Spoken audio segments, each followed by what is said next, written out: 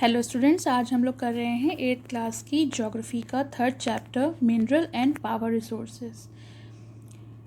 किरी was visiting Sukant in his native place near Dhanbad. तो इसमें एक लड़की है जिसका नाम किरी है, वो अपने फ्रेंड के यहाँ गई है जिसका नाम सुकांत है धनबाद में।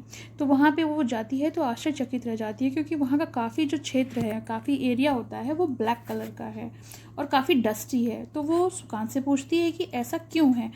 तो वो बताता है कि ऐसा इसलिए है क्योंकि आसपास जो है वो कोल माइंस हैं, कोयले की खानें।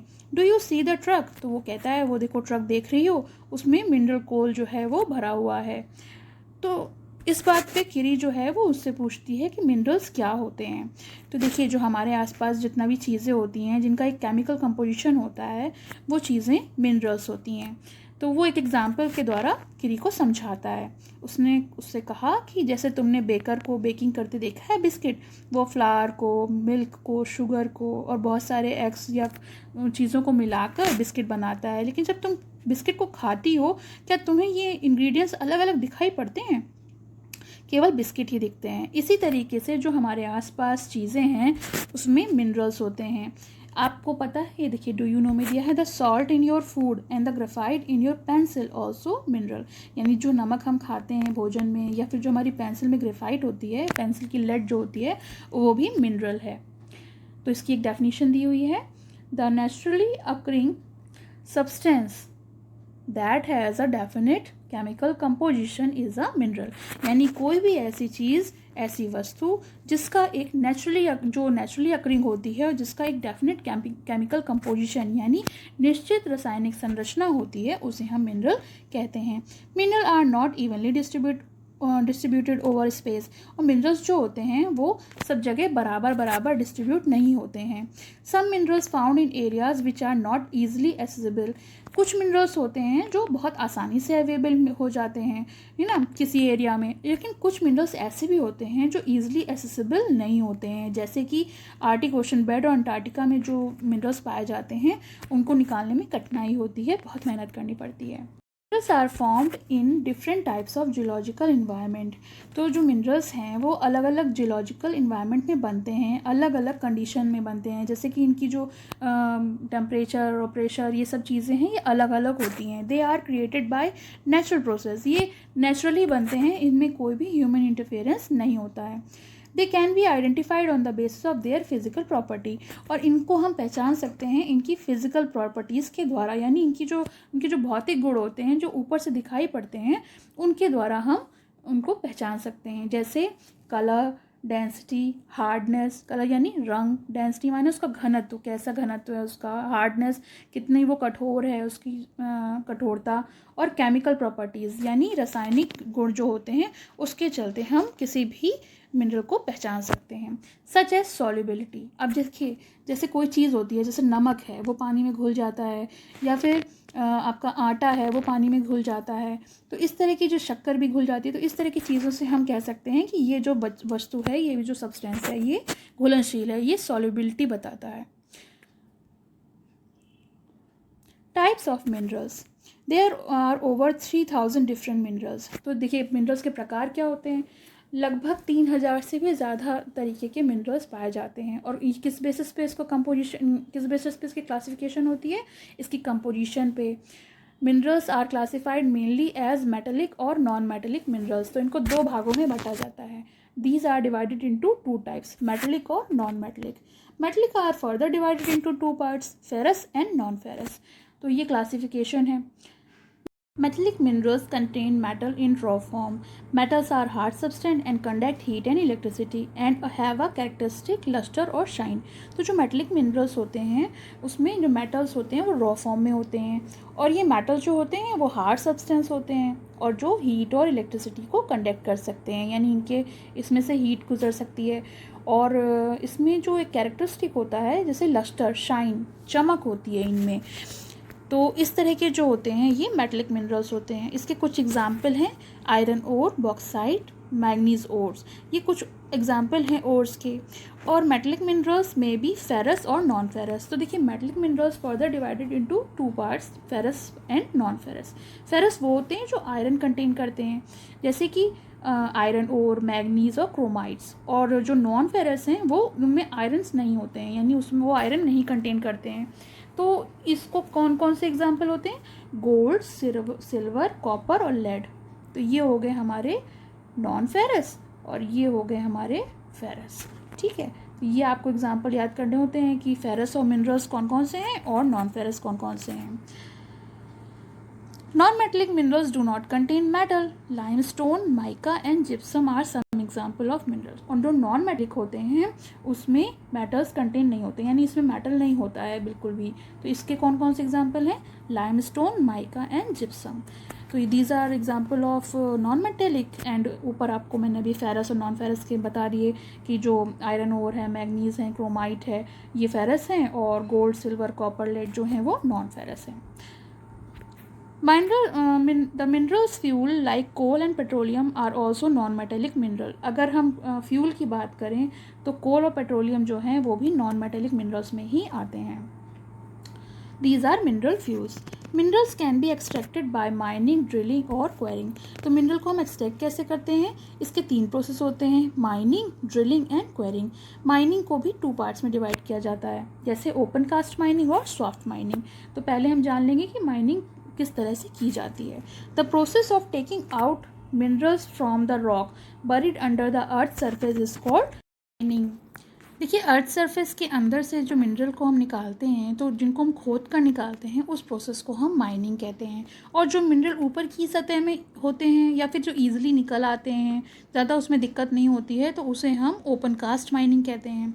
लेकिन जो मिनरल्स काफ़ी गहराई में होते हैं और उनको निकालने के लिए खोदना पड़ता है, डीप बोर्स बनाने पड़ते हैं, तो उनको हम शाफ्ट कहते हैं। इसे हम शाफ्ट माइनिंग कहते हैं।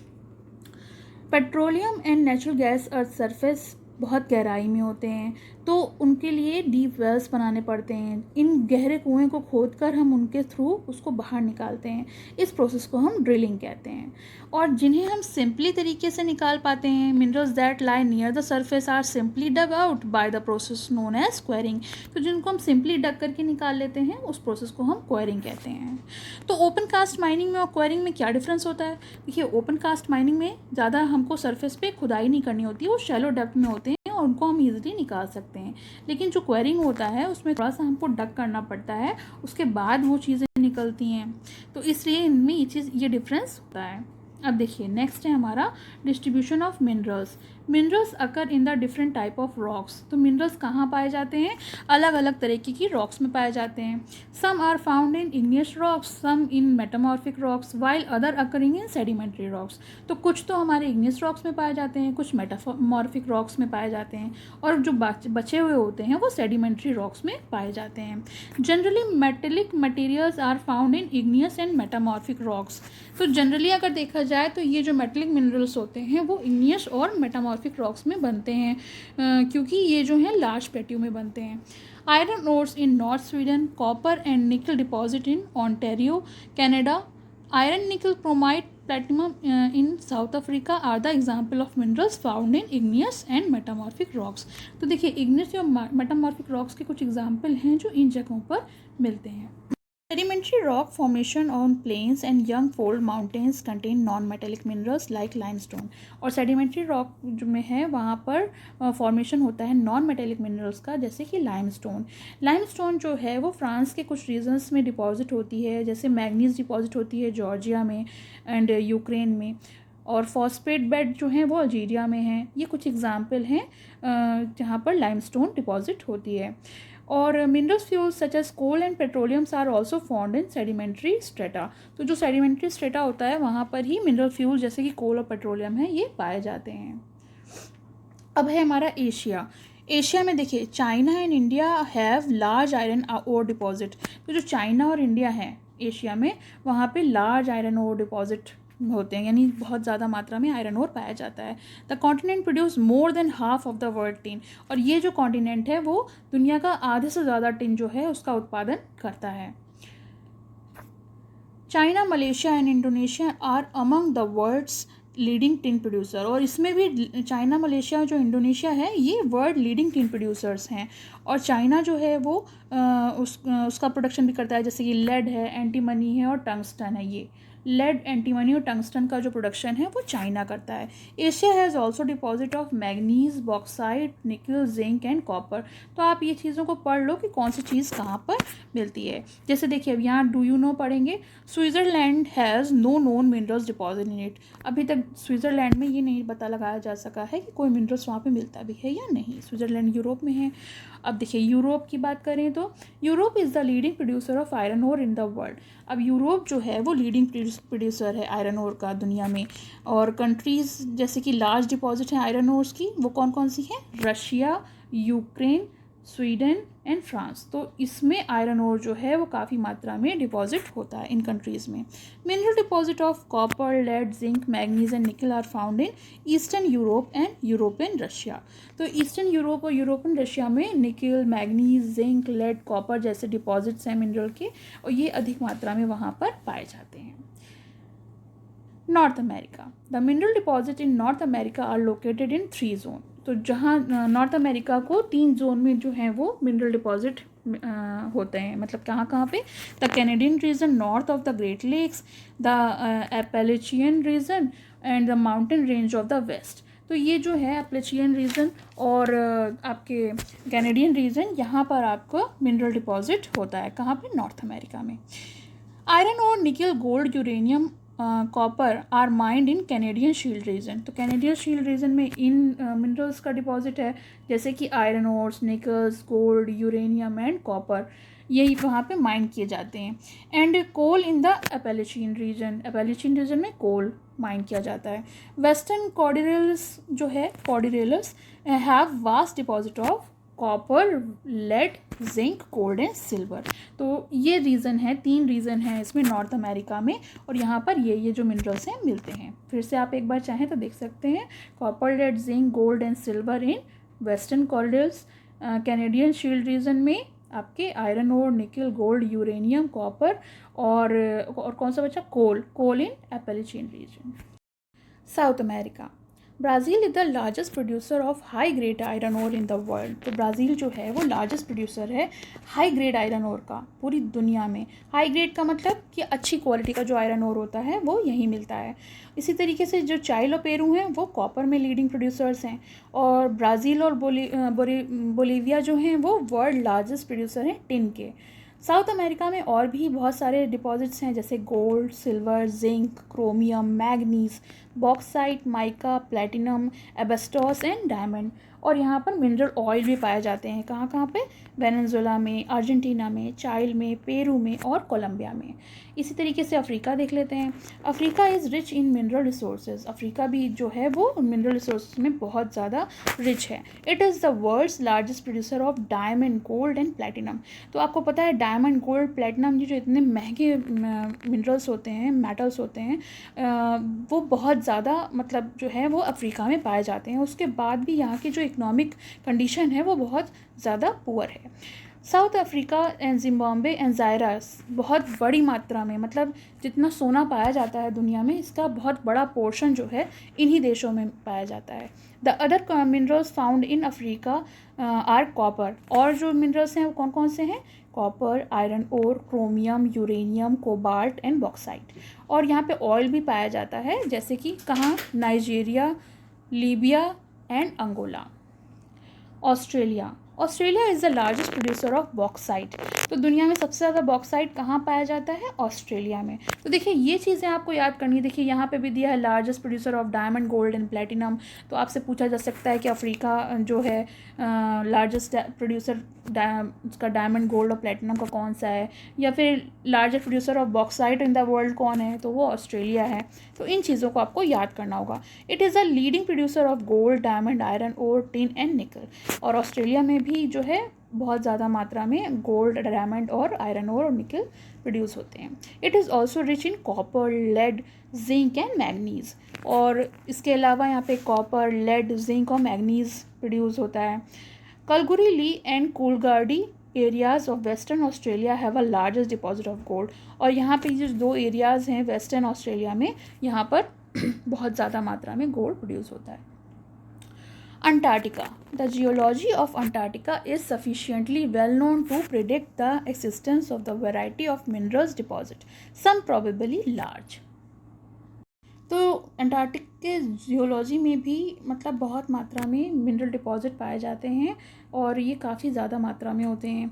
Significant size of deposit of coal, अगर हम देखें कि डिपॉजिट ऑफ कोल्स जो हैं वो कहाँ हैं, ट्रांस अंटार्कटिक माउंटेन्स में, और जो आयरन के डिपॉजिट्स हैं वो कहाँ हैं, Prince Charles mountains of east Antarctic.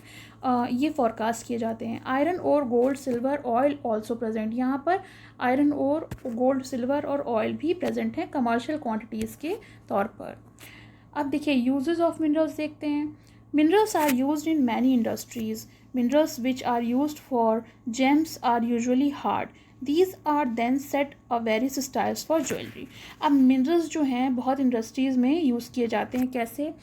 एक तो आपको जो नग जेम्स होते हैं, रत्न जो होते हैं वो बहुत हार्ड होते हैं। आपने देखा होगा कि जितने भी महंगे रत्न आते हैं वो काफ़ी ज़्यादा प्रीशियस होते हैं, बहुत ज़्यादा कॉस्टली होते हैं, और इनके सेट जो हैं वेरियस स्टाइल की ज्वेलरी में उसको सेट किया जाता है। Copper is another metal used in everything from coins to pipe. और कॉपर यानी तांबा जो है वो एक और मेटल है जिसका इस्तेमाल कई चीज़ों में किया जाता है। जैसे मतलब एक सिक्के से लेके एक पाइप बनाने तक में कॉपर का इस्तेमाल किया जाता है। Silicon used in the computer industry, और आपने देखा जो चिप्स बनते हैं वो सब सिलिकॉन उसमें इस्तेमाल किया जाता है। तो कंप्यूटर इंडस्ट्री में इसका इस्तेमाल बहुत ज़्यादा मात्रा में किया जाता है। Aluminium obtained from its bore bauxite is used in automobiles and airplanes, bottling industries, building and even the kitchen cookware. तो अल्मोनियम का इस्तेमाल तो सबसे ज़्यादा देखा जाए किचन में ही किया जाता है। आप देखते हो कि किचन में बहुत सारे जो वेजल्स होते हैं उनका मतलब जो खाना पकाने वाले बर्तन होते हैं अल्मोनियम के बने होते हैं, और भी ज़्यादा ऑटोमोबाइल्स में, एयरप्लेन्स में और बिल्डिंग्स वगैरह में अल्मोनियम का इस्तेमाल किया जाता है। टॉपिक है हमारा conservation of minerals. Minerals are non renewable resources. देखिए मिनरल्स जो हैं वो नॉन रिन्यूएबल रिसोर्सेज होते हैं, यानी इनको हम रिन्यू नहीं कर सकते। It takes thousand of years for the formation and concentration of mineral. हज़ारों साल लग जाते हैं इनको बनने के लिए। The rate of formation is much smaller than the rate of which human consume these minerals. अगर हम इनके रेशियो की बात करें तो जितना ह्यूमन उसको कंज्यूम करता है उससे उसकी मात्रा बनने की बहुत कम है, यानी वो बहुत कम, उसका जो रेट फॉर्मेशन है वो बहुत कम है और रेट ऑफ यूज़ जो कंजम्पशन है वो बहुत ज़्यादा है। It is necessary to reduce wastage in the process of mining. इसलिए ये चीज़ बहुत ज़रूरी है कि हम उसकी जो वेस्टेज है उसको हम कम करें। Recycling of metals is another way, और हम उसे रिसाइकिल भी कर सकते हैं। Which minerals resources can be conserve, इसके द्वारा हम मिनरल रिसोर्सेज को कंजर्व कर सकते हैं। देखिए ये एक डायग्राम दिया हुआ है, इसमें रीयूज़, रिड्यूस और रिसाइकिल है। तो ये इसलिए भी है कि देखिए रीयूज़ का मतलब फिर से इस्तेमाल किया जाए, रिड्यूस यानी उसकी खपत को कम किया जाए, और रिसाइकिल यानी उसका हम फॉर्म चेंज करके दोबारा उसे हम इस्तेमाल करें। तो यहाँ तक तो हम लोगों ने पहले पार्ट में पढ़ लिया conservation of mineral. Second part हम अगले वीडियो में देखेंगे जिसमें हम पावर रिसोर्सेज के बारे में जानेंगे। और कैसा लगा कमेंट सेक्शन में मेंशन करिए। Thank you. पसंद आया हो तो लाइक करें, शेयर करें और चैनल को सब्सक्राइब करें।